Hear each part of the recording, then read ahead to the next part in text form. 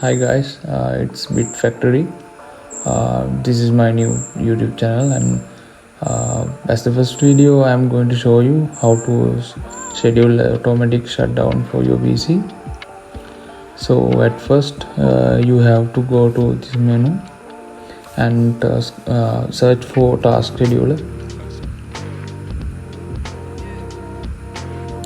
So then you have to go to create basic task.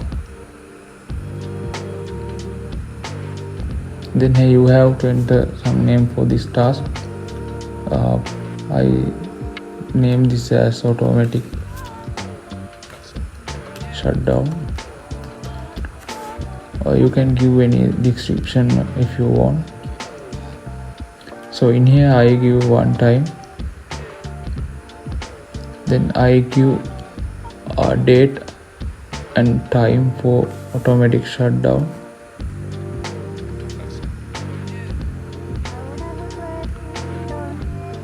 So you have to give a program name for this, and here watch carefully, you have to give /s space /f space /t space 0.